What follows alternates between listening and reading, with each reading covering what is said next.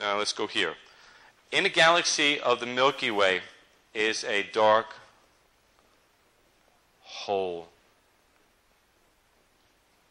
It's called by the Mayans a dark rift, a black hole. It has such a spin and such a force of movement there. It has the mass of 10 trillion stars. Central black hole of our galaxy has a mass of 1 trillion stars and is over 2 trillion miles across. It spins at such a high velocity that the projected gravitational field is no longer a sphere, but it becomes like a flattened disk, a spinning, flattened, massive disk. Our galactic plane is on that flattened disk.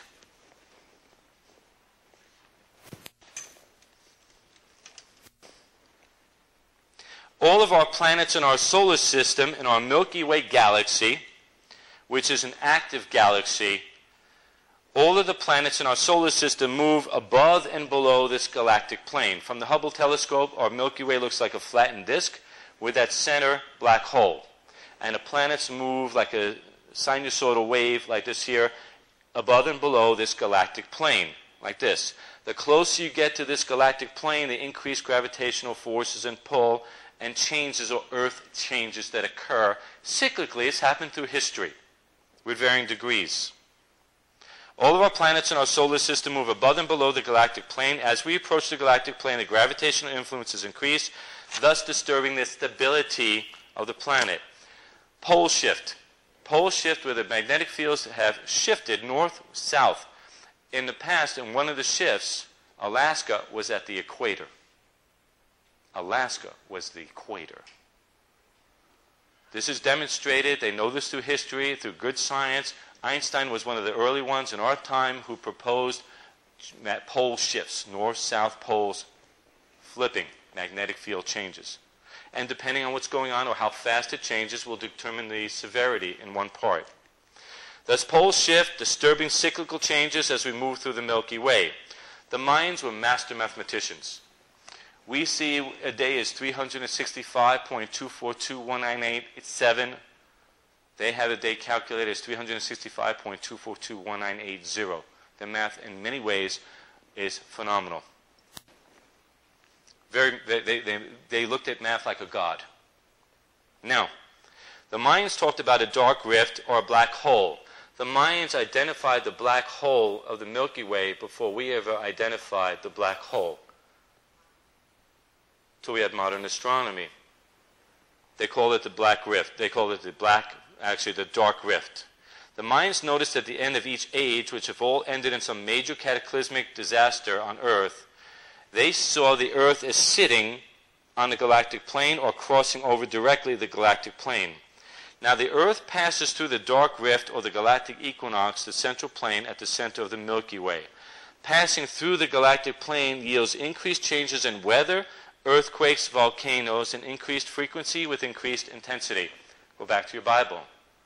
Birth pangs, Chevlei HaMashiach, increased frequency, increased disasters, increased problems like a woman ready to give birth. It doesn't just happen at 212. It's been progressing for years, and it's increasing the force and intensity. There are averaging 1 a month major rogue storms in the waters of the world with 100-foot plus high waves out there. That's been measured. 1 a month. Many of them out in deep water.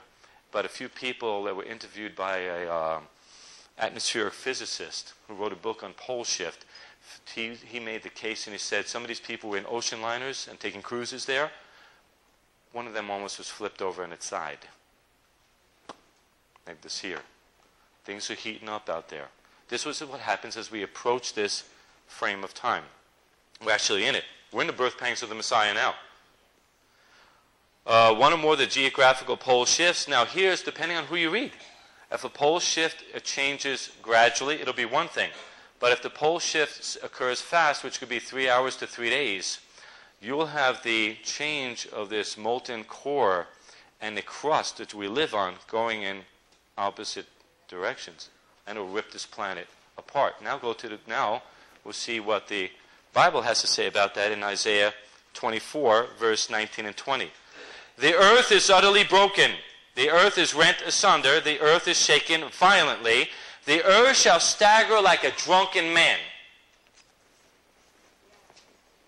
and shall sway to and fro like a hammock, and the transgression thereof shall be heavy upon it, and it shall fall and not rise again. Science and faith. Sounds like two sides of the same coin. Isaiah 24, 19 and 20. Verse 21, Isaiah 24, 21. It shall come to pass in that day that the Lord will punish the host of the high ones on high, and the kings of the earth upon the earth. Now, give you one example. 1908. Anybody ever hear of the Tunguska? Tunguska. Tunguska, June 8, 1908, over Siberia, Russia. It was an explosion of a meteor that blew up in the air, 6 to 10 miles up. So it's like a pulse bomb, ba-boom.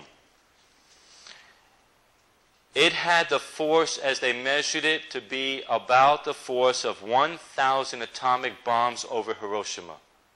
Imagine 1,000 Hiroshima bombs over one spot. 80 million trees were flattened over about 800 square miles. That was in the air. That didn't even hit the earth. Bang! 80 million trees, 800 square miles. And I've seen pictures of it. Whew. December 21st, 2012, the winter solstice is an unusual one this year because it's 11/11 winter solstice. They calculate it's 11/11 on December 20th, time-wise. 11/11. There's no other winter solstice that has that same configuration. Every year you got a winter solstice. Don't be afraid that it happens every year, December 21st. This one's 11/11, and there's not been one with that same mathematics that that I've seen recorded. December 21st, for our interest, you have an alignment of the Earth, Sun, and the plane of the galaxy. Now, there's something called a precessional. The precessional is the precessional through the equinoxes, through the zodiacal signs, okay? The signs in the sky, Genesis 1:14.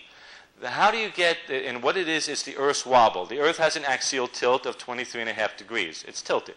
That's how we get seasons. But it's not static. It's wobbling a little bit. Why is it wobbling? Because the moon and the sun are pulling on it, like you two guys pulling a tug of war on one guy in the middle, and it has a 1 degree variation every 72 years. So every 72 years it moves 1 degree. What is 72 times 360 degrees? To make it go all the way around 360 to get back to where it was before. 25,920 years exactly. And you'll hear people on TV and other places talk about 26,000 years or 25,800. It's literally, I did the math, and Newton, I got it from Isaac Newton, and I verified it, because you got to verify it, got to verify it, got to verify it. Verify it. 1 degree, and I learned about something I didn't know. And I like that. 1 degree every 72 years as it's wobbling, passing through the signs in the sky. The Virgin, Betula, all the way around to Leo the Lion. It takes to do this tour of duty 25,920 years. When you finish that cycle of 25,920 years on December 21st, 2012. That must mean something. Because when you round that, the rounded number up is 26,000, and 26 in Hebrew is Yahweh. Is God's personal name. By 1,000, which is Aleph, which is the same letters as Aleph. And he's the Aleph and the Tav. So I see Yahweh, Aleph, 26,000 in round figures. It's 25,920.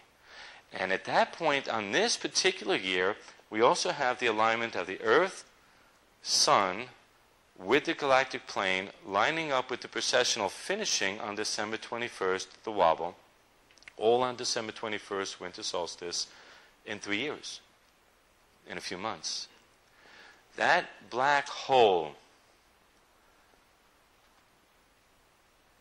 it's a rough place. There's pictures in astronomy you can look at for it. That black hole, the Mayans call, with good reason. Let me just suffice to say that for now. Suffice to say, the Mayans call that